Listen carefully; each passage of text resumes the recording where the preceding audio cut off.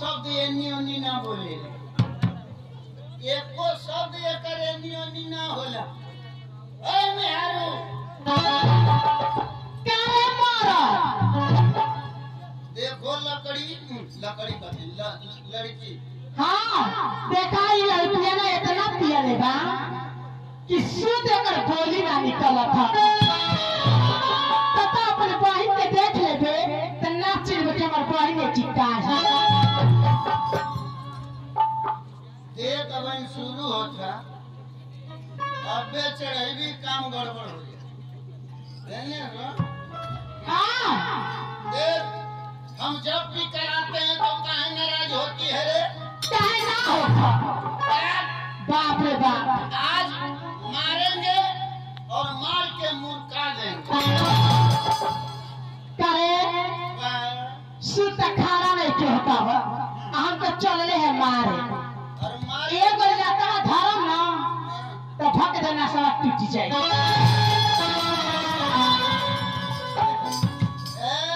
मेरी लैला मेरी गिलास तुम कभी कभी क्या बोल देती हो क्या बोल देती हो ये हमार चीलम हमारे चीलम का गिट्टी हो जब पी के आते हैं तो काहे नाराज होती है काहे ना होखा कतुका कमी बने हमारे कतुका कमी बा अरे बाप रे बाप कौन कमी बा तेरे घर में इतना कमी बा कि न चावल बा न आटा बा न दाल बा न तरकारी बा आ लड़का जन्मा देले बारे देख ले ये पॉइंट आगो हमर बहिन आई बिया पर वही ना गई है ना हां कहले बस कर तो से बड़की है ना रे बड़की है ना नाई छोटकी है छोटकी है हां कहले रंगे की मत बोलई है नहीं तो घर छोड़ गई काहे ना बोलाई नहीं तो करेजा मारा नहीं या तीनों जने मिल के रुक जा सुन लो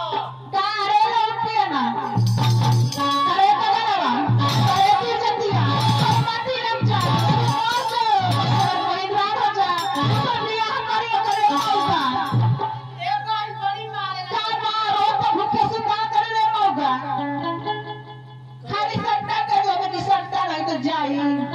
तेरे हाथ गोड़ में जान ना कि तनी गरम माटी कोले कोनो कंपनी में जाके तनी काम कर ले या सुन रे पहले तो बतिया ना सुनो तो तू ही बोल हां बोलो देख ले ये पॉइंट का बात है घर में अरे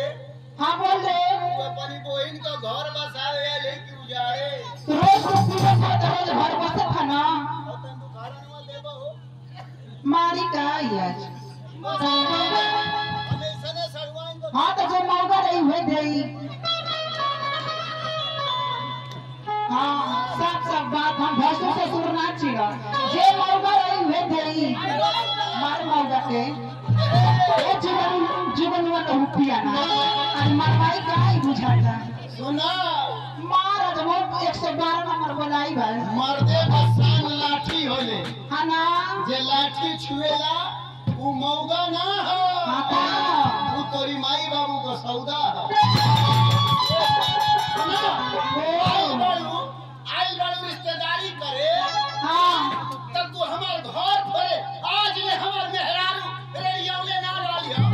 अब तू ही आ गई बाड़ी तो देख हां का कर लेबे मार का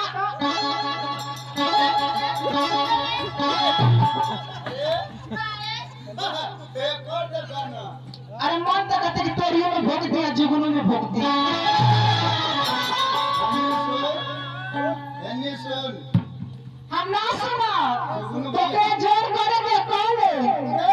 बिहार से तो हमर मन ना देखो ना हमारी बहन का मुंह देखबे सुन जब तू छोटी मुकी रहल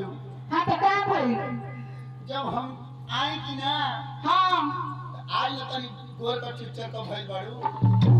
पहले एकदम मोट करल पेटवा फेकले रहलू हाइयो फेकले रहलू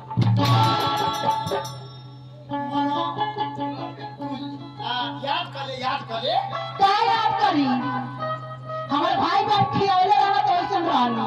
अरे तैयार कर तेरी के नहीं का हमारे बहिना के हारे खा हो गई दिया ए हां साहब 1 मिनट याद कर का हुई छोटी छोटी रहलू का भाई बकरिया चरात रहलू ओ जुगनू की संगवा ना वो बकरिया चरात रहलू तोहर बकरिया घरिया में चल ओ तो जुगनू गइला ना हाथ के ना तू छोटी मुखी रहली तोर जंगिया में काटल रहे तो बताओ नहीं था उ तो भुला के भइले रहने की के फेंक दी तो के पहिर ले रहने ये सारे कहानी बात है जब हम के देखली कि ना तब तू लगली रोवे रोवे हम के देखके रे तू लगली रोवे ये लिए रे लगनी ना कि तू का रहना का हो गइल पर मुंह देखले रहने तो एकदम अजदेवगन नियर लगत रहे आ जब बाद में देखली ना कहीं कहनी एरी बाबू है तो कोनो जूता से मरले का है करना जब हम के देखली ना हां तब तू लगली रोवे अब वही हम तो के लिहले का कोशिश करत रहे आज मोर मुंहवा देखली वो गप दे चुप हो गई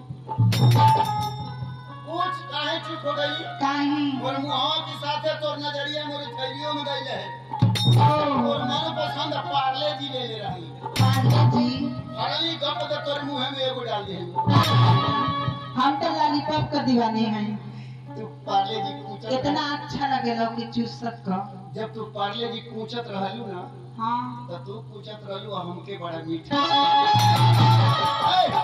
ई बताओ हमारे है ई घर भरे आई ले के हम बाद में समझाई ए हमारे घर में का ना रे कुछ ना हो ना हो कुछ ना रे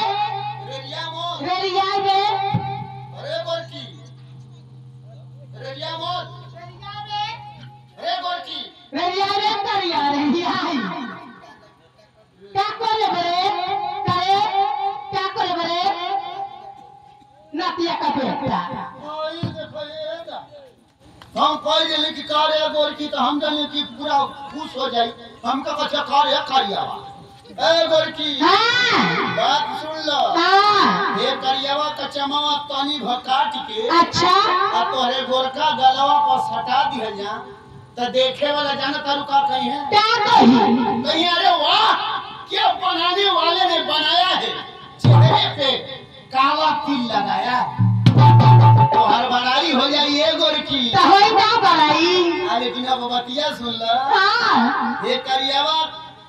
कचमावा तनी सा कटी आ सटी तो तोर बड़ाई होके लगी हां लेकिन तोर गोरका चमावा काट के है करियावा की गलवा पर तो छोड़ अगर हाथवा पर सटा दिया जा तो देखे वाली जाना तरीका कहीं है क्या कही कहीं है सारे से दूर रहे के चौरक भाई ई फुटा हो तो अगर खानदानो फुट है निकली दिया हुआ तो ठीक बा इतना घमंड मत करो लेकिन ये बताओ हां हमारे हमारे हां 54 बीघा रेड़े का खेती है 27 बीघा में मोथा जाने 28 बीघा पत्ती है 71 के हमारे घर में कुछ है ना है ए हमारा राजा राजा मत कहो कहली तो पुरन की उभरे लगे तो ठीक बा जा अलैका देखी है आया पे हम कमा कुछ लेके आई तब चाहिए बाजारे अच्छा बाजारे जाए हां तो जाए ना रे हारे लइका ना जो